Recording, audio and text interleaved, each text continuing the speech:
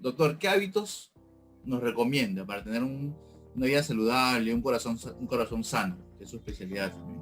Ok, eso es... No, no son difíciles, de verdad que no son difíciles.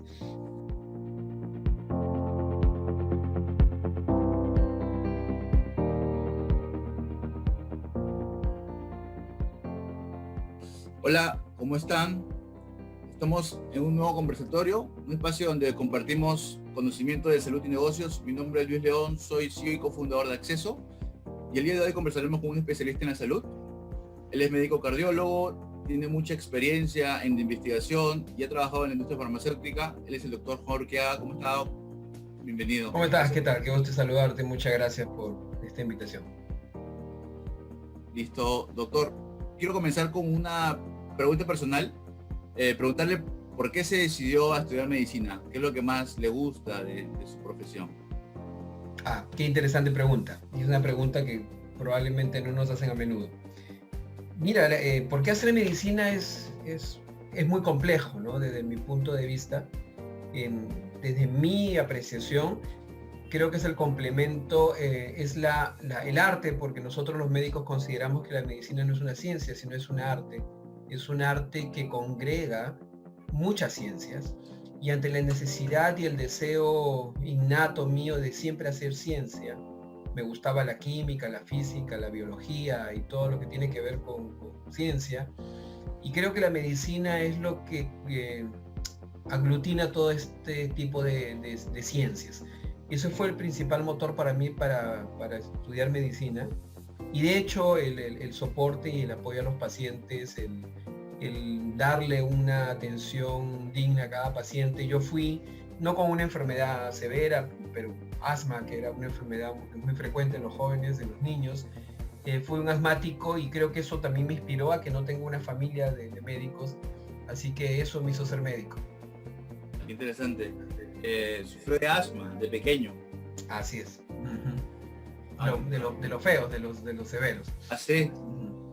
Uno se enfoca o se refiere al médico como cuando quiere curarse, ¿no? Después de tener la enfermedad. Pero también existe una medicina preventiva, ¿no? ¿Cómo ven eso? O sea, actualmente se enfoca más en la medicina curativa o deberíamos enfocarnos en la preventiva, en que el doctor sea partícipe en la prevención más que en la curación. Otra interesante pregunta, ¿no? De hecho, la medicina curativa es una medicina que en la mayoría de casos no llega a ser de todo curativa, en primer lugar. En segundo lugar, ya es una medicina antigua, es una medicina donde se actuaba para rescatar a un paciente de una enfermedad que muchas veces ya era demasiado tarde. Hoy en día estamos totalmente convencidos que prevenir las enfermedades cardiovasculares, todo tipo de enfermedades, es un pilar importantísimo. Yo soy un cardiólogo que, además de hacer cardiología clínica, soy especialista en imágenes cardíacas, y eso conlleva mucha tecnología.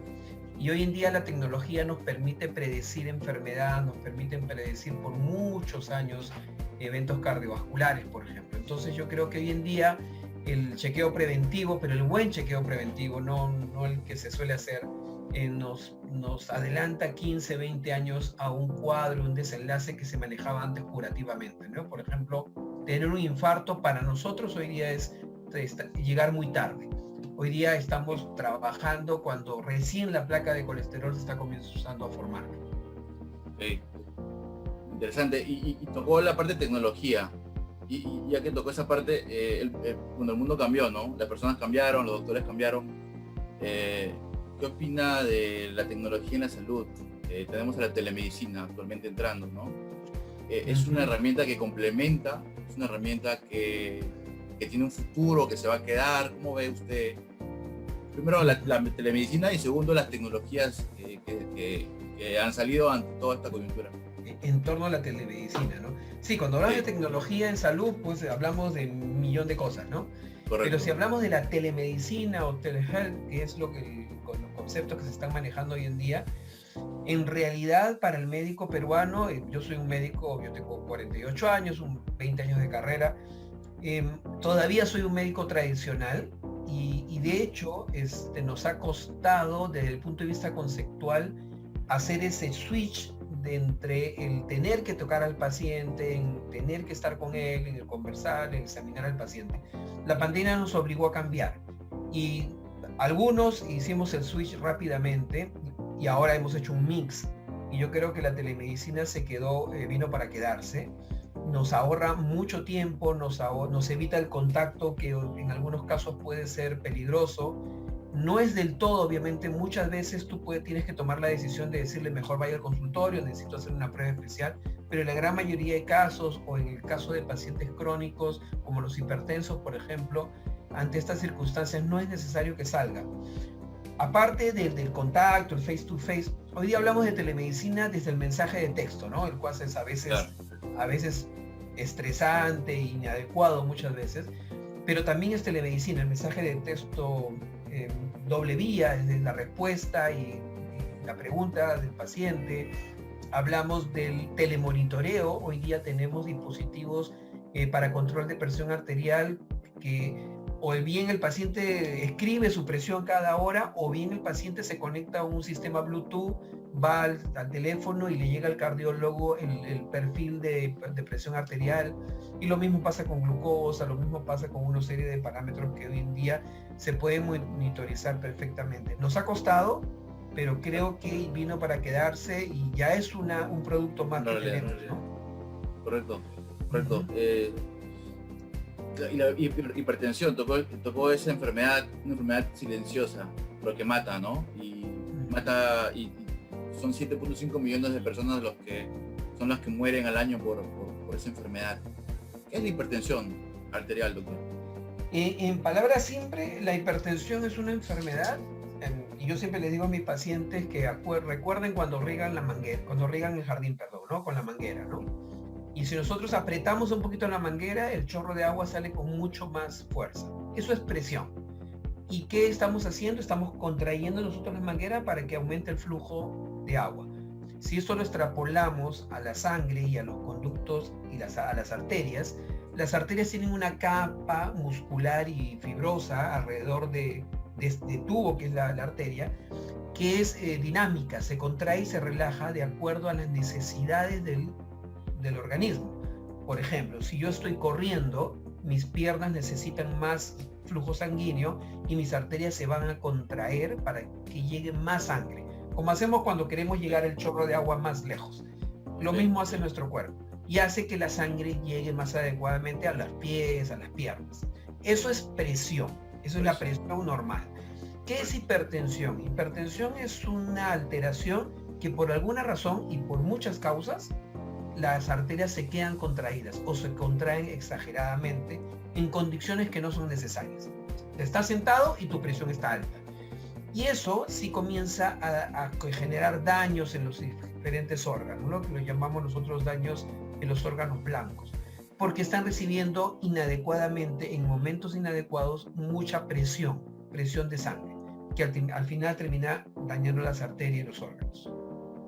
¿Y cuáles son las complicaciones? O sea, ¿hasta dónde puede llegar? ¿Qué tanto daño nos puede causar? Sí, interesante pregunta porque ayuda a que los pacientes desmitifiquen muchas cosas, ¿no? Todos pensamos, o la mayoría de gente, y pacientes que van al consultorio piensan que estoy con 15 de presión, 16 de presión y se me va a romper una arteria y voy a tener un sangrado en el cerebro. Si bien es cierto, eso puede pasar, pero eso pasa en el 5% de los casos. Es decir, la mayoría de eso se llaman accidentes cerebrovasculares. La mayoría de estos accidentes de sangrado son solamente el 5% de todos estos cuadros. El 95% se deben a oclusiones de las arterias, que se deben no al pico de presión arterial, sino a que tener la presión constantemente incrementada, que termina dañando las arterias y haciendo que se ocluyan. Eso es en el cerebro. Lo mismo pasa en el corazón. El corazón es una bomba. Yo también le digo a los pacientes que el corazón es como que un motor que trata de subir el agua, un motor de agua, subir el agua al segundo piso, ¿no es cierto? Si ese motor tiene una arteria, un tubo grande, el motor va a dejar pasar la sangre fácilmente o el agua. Si ese motor tiene una arteria o un tubo muy contraído, muy delgadito, el motor va a tener que hacer más fuerza para inyectar la sangre a todo el organismo o el motor llevarlo al segundo piso. ¿Eso qué hace? El motor pues es un tema mecánico y no se altera, salvo se puede quemar. El corazón es un músculo que se contrae minuto a minuto. Y es un músculo, y como todo músculo que lo hacemos contraer con más fuerza, ¿qué pasa? Cuando haces pesas, se vuelve más grande, se hipertrofia, se engruesa. Y eso pasa con la presión arterial. Primero comienza a tener problemas en la relajación, que nosotros le llamamos disfunción diastólica. Luego tiene problemas en la contracción, que le llamamos disfunción sistólica. Y al final el corazón se comienza a dilatar. Eso es una de las causas de la hipertensión. Otra es la enfermedad coronaria, que son las arterias que se dañan, se ocluyen y el corazón se infarta. Y lo mismo pasa en el riñón, ¿no? En el riñón es un filtro de sangre. Y hacer un filtro de sangre, si esa sangre que llega ya con mucha presión, termina matando el riñón y produciendo la insuficiencia renal, que son los 3 órganos principales que se afectan, pero no son los únicos. Se afectan todo el organismo, pero principalmente el cerebro, el corazón y el riñón. Interesante. Y ahí le iba a preguntar las causas. Usted habló de muchas, es una enfermedad multifactorial, ¿no? Muchos factores sí. pueden y uno de esos puede ser genético. O sea, claro, si yo tengo... ¿Y se puede cambiar? ¿Cómo debo prevenirlo? O sea, ¿cómo controlar esa tendencia? A ver, mira, nosotros hablamos expresión de enfermedad. Para que una enfermedad aparezca, se exprese, necesita ciertas condiciones. En primer lugar, una predisposición del individuo. Y esto puede ser la predisposición genética. O sea, yo tengo el gen que está dormido y está ahí esperando que se active. Para que se active este gen tienen que haber factores externos, ¿no? Estimulantes del gen. Entonces, tenemos el gen, si mi papá, mi mamá, mi abuelo era hipertenso, lo tengo el gen. Pero yo lo puedo tener dormido, salvo que tengo un gen muy agresivo que igual va a saltar.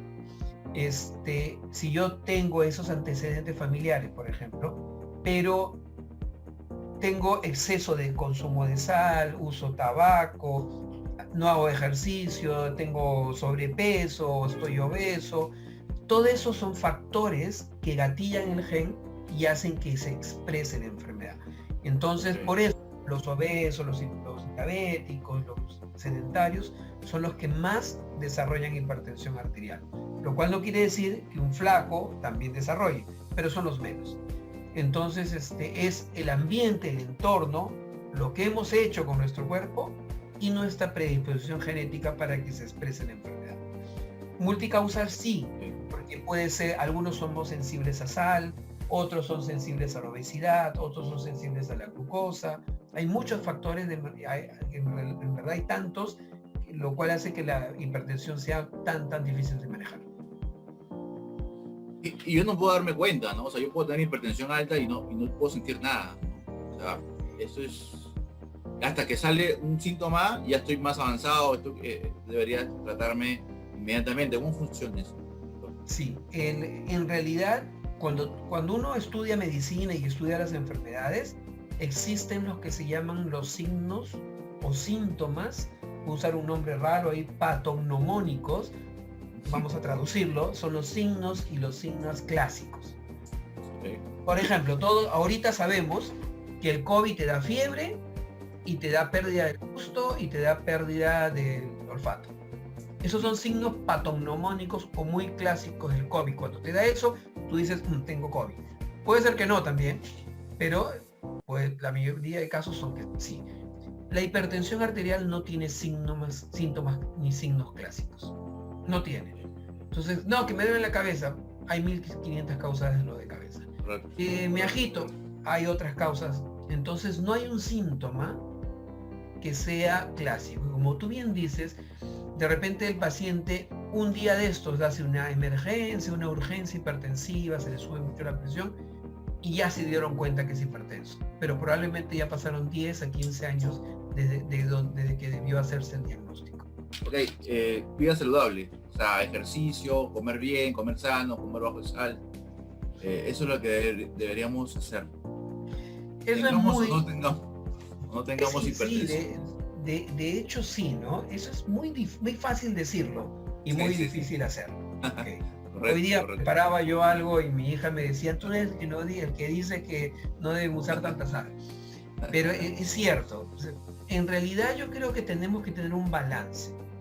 Yo soy de los médicos pues que no me gusta que los pacientes se vuelvan, y con respeto a los veganos y a los vegetarianos, no les pido que se vuelvan veganos ni vegetarianos, pero sí les pido que hagan un balance, ¿no? Por ejemplo, hoy día me tocó comer parrillada, pues, qué sé yo, sobre todo en la gente joven, porque pueden comer, ¿no? Pero mañana pues voy a tratar de hacer, qué sé yo, me voy en bicicleta a trabajo, trato de hacer ejercicio, me voy a caminar, trato de compensar. El tema es que hagamos mucho desarreglo y no compensemos, ¿ok?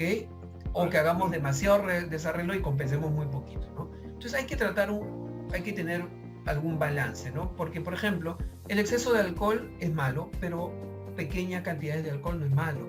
El exceso de sal es malo, pero pequeñas cantidades de sal no es tan malo. Por ejemplo, comer chocolate en exceso puede ser malo, pero en pequeñas cantidades, y lo mismo pasa con el café, entre otras cosas. Algo con lo que no pasa, hay que tener cuidado, es con el tabaco. El tabaco yo sí soy y recomiendo cero tabaco porque es como tomarse un veneno, ¿no? Sí. Doctor, ahorita cambiando un poco de tema, hablando ya del COVID, que lo mencionó. Bueno, antes de la enfermedad en sí, preguntarle por qué es lo que pasó, qué es lo que pasó, por qué salimos como salimos, fuimos el país más afectado, siendo uno de los primeros en tomar las medidas. Bueno, ahí vamos a tener ahí algún detractor político. Una pregunta media política, pero para ponerlo sobre la mesa. Pero yo creo que todos estamos de acuerdo. La salud por los últimos 40 años ha sido la peor vista, el menos, con el que menos nos hemos preocupado. En realidad el sistema de salud que tenemos en el país es paupérrimo, es desastroso. Las políticas nunca son continuas, no hay gente suficientemente entrenada. La gente que está o que ha estado muchas veces en los puestos dirimentes, los puestos que manejan la salud, son pues más cargos políticos que nada. No hay personas, y ahí incluyo a muchos médicos, hay muy pocos médicos entrenados en administración. Desgraciadamente tenemos una salud sinceramente paupérrima, y si nos toca lo que nos toque, o sea, acaba de haber un brote de difteria, aún tenemos lepra en el Perú, tenemos tuberculosis, tenemos una enfermedad que es enfermedad de tercer mundo típicamente, que es paludismo. Entonces eso es solamente respuesta a nuestro sistema de salud. Por eso es que nos ha pasado lo que nos ha pasado. A nosotros no nos ha pasado una ola, nos ha venido un tsunami que está comenzando a caer poquito a poquito. Pero si ustedes ven las curvas, todos han sido una curva en pico y nosotros nos hemos quedado ahí arriba en la ola. Y una pregunta, y no puede ser también, o sea, sí, de acuerdo, el sistema de salud es uno de los factores. Las personas, la gente no está bien, ¿cómo decir? Está un poco enferma, o sea, tenemos un alto índice de obesidad, no sé, por ahí nos agarró enfermos el COVID, y por eso es que tuvimos tantas muertes. ¿También puede ser eso? Yo no diría eso. Yo diría que, mira, si tú calculas la distribución de mortalidad en lo que se han registrado, ha sido la misma en el mundo. ¿Quiénes han muerto más? Okay. Obesos, ancianos. Ancianos, obesos. Esos son los que han muerto más, desgraciadamente. Y ha sido lo mismo que ha pasado en Italia, lo mismo que ha pasado en Francia, lo mismo que ha pasado en todos los países. Yo creo que sí hemos tenido un gran problema, y que es el otro gran pilar que es paupérrimo en nuestro país, que simplemente se llama educación. Es decir, falta de educación total. Se hizo un excelente esfuerzo de confinamiento que duró muy poco y que la gente no aguantó. No vamos a entrar en detalle, pero todos nos escapamos, todos salimos, todos en algún momento tuvimos errores, y eso ha fomentado que, en mi entender, yo no soy un especialista en el tema, pero en mi entender yo creo que la tasa de infectados en el Perú es muy alta y probablemente estemos llegando a lo que es el famoso efecto rebaño, ¿no? Solo basta ver y cualquier epidemiólogo me puede cuestionar, pero esa es mi opinión, solo basta ver el exceso de mortalidad, ¿no? Es decir, cuánto más gente ha muerto comparativamente al año pasado y comparativamente al resto del mundo. Si uno se sabe que la mortalidad del COVID es 4%, es decir, de cada 100 mueren 4. Esta cifra más, cifra menos, diferentes en las ciudades, de acuerdo a los sistemas de salud y todo lo que quieran. Pero en promedio es 4%. Si hemos tenido, no sé cuántas muertes estamos ahorita, 40.000, 50.000. Sí, por ahí. Así es. Calcula, eso es el 4%. O sea, ¿cuánta gente se infectó? El tema del COVID, que mucha gente es asintomática. Sí. Y desgraciadamente las pruebas de IgG, IgM, las pruebas rápidas, no todas son buenas. Yo tengo pacientes fallecidos que nunca les salió una prueba positiva. Y lo hablo desde el empirismo, lo hablo desde mi experiencia, pero yo creo que hay mucha gente infectada y que por eso es que tenemos esa tasa de mortalidad tan alta. Sí, de acuerdo. Y la conciencia, ¿no? O sea, no son conscientes del problema real, ¿no? Que pueden, no por ellos, sino por la familia, por sus papás, por los abuelos. Es que es educación. Sí, de acuerdo. Puedo decir de repente una barbaridad desde el punto de vista de los epidemiólogos, pero yo pienso, y nuevamente una opinión totalmente personal, estamos viendo segundas olas en Francia, en Europa, y cuando hicieron unos estudios serios en Europa sobre la cantidad de pacientes infectados, por ejemplo, España creo que no superaba el 5%. ¿Eso qué quiere decir? Que tienes 95% de personas que todavía les falta contagiarse. Y cuando les abres las puertas, se van a contagiar. ¿Qué pasó en Perú? No tenemos cifras oficiales. El gobierno habla de 30% de infectados, o sea, 30%, y siempre sabemos que eso es subregistro, probablemente, va a salir un estudio, dice la ministra, pero probablemente estemos en 40, 50% de infectados. Y eso va a ser una muestra de efecto rebaño probablemente, porque calculan que se necesita 60% de efecto rebaño, que vendría a ser casi el mismo efecto de la vacuna, ¿no? Ya estás expuesto al virus, generas inmunidad relativa, porque no se sabe cuánto tiempo va a ser la inmunidad, y ya no te contagias. Y si tienes mucha gente a quien no contagiar, pues baja la tasa de contagios. Así que yo creo que eso va a pasar, desgraciadamente ya nos pasó, y por un lado va a ser bueno porque ya no va a haber más picos, ¿no? Correcto. ¿Existe la inmunidad, doctor? ¿Y cuánto tiempo? ¿En COVID? Sí, en COVID. No se sabe. Sí hay inmunidad, pero no se sabe cuánto tiempo. ¿Y eso por qué no se sabe? Porque la enfermedad no tiene más de un año en el mundo. Entonces no podemos saber más allá del año. Entonces, mientras que no pase más tiempo, no se va a saber. Mira, hay una serie de enfermedades que crean inmunidad, pero de vez en cuando aparece una persona que se volvió a infectar, sabe Dios por qué, y probablemente eso es lo que esté pasando. Por suerte está habiendo casos de reinfección, pero no son muchos. Yo creo que esta inmunidad ojalá nos proteja entre 6 meses a un año hasta que salga la vacuna, ¿no? Que se espera que tenga más tiempo de inmunidad. Pero de inmunidad existe. ¿Cuánto tiempo? No se sabe. Por ejemplo, claro, yo discuto con mi esposa y digo, nosotros nos dio COVID. Mira. A mis hijos también les dio. O sea, realmente no sabemos si nos puede volver a dar, de hecho que sí. Y la segunda vez que te dé puede ser fuerte, más fuerte, o puede ser de la misma forma como te dio. Eso no se sabe, ¿no? Era un poco esa discusión de si la inmunidad sirve o no sirve, si estamos más protegidos o no, en verdad. Lo mejor es cuidarse al 100%.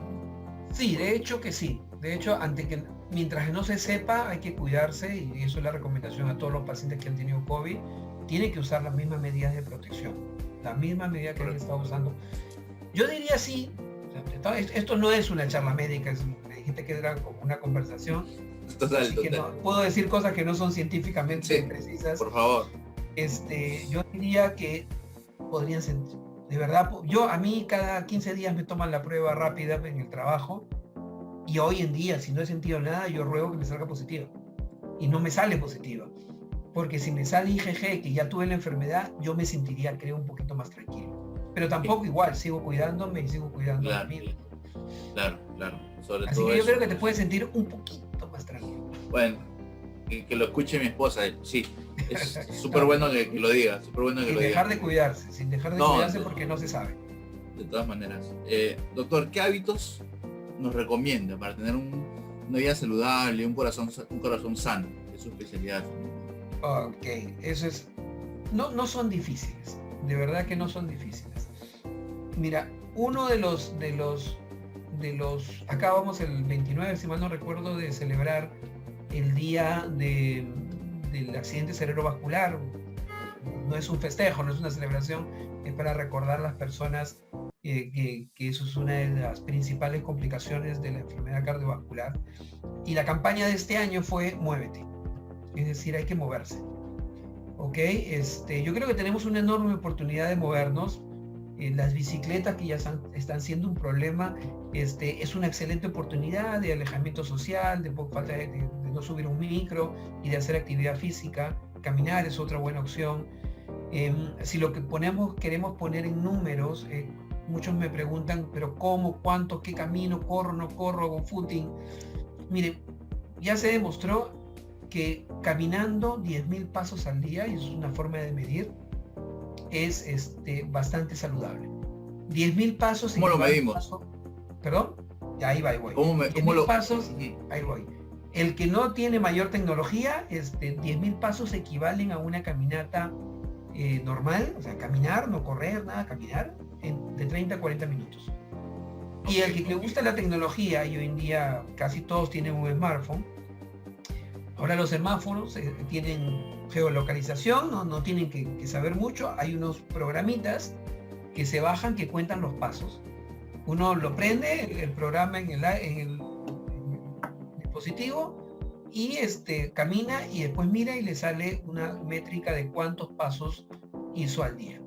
Entonces, si uno hace 10.000 pasos al día, eso es muy, muy saludable. Eso es una forma de medir. Y si no nos gusta la tecnología, pues 30, 40 minutos de caminata. Que si quieren correr, si pueden correr. Si quieren hacer... Yo siempre recomiendo ejercicio aeróbico, ¿no? Caminata. No necesariamente el ejercicio de gimnasio, el cardio, el de fuerza, que quiere hacer masa muscular, que lo haga, ¿no? Pero la mayoría con caminar, que es la cosa más barata del mundo, el único problema de seguridad es suficiente, ¿no? Correcto. Luego, bueno, no solamente es el único, ¿no? Luego, otro de las cosas que hay que saber es conocer nuestras cifras. Y eso es importantísimo. Cuando hablamos de conocer nuestras cifras, estamos hablando de tenemos que saber cuánto presión arterial manejamos.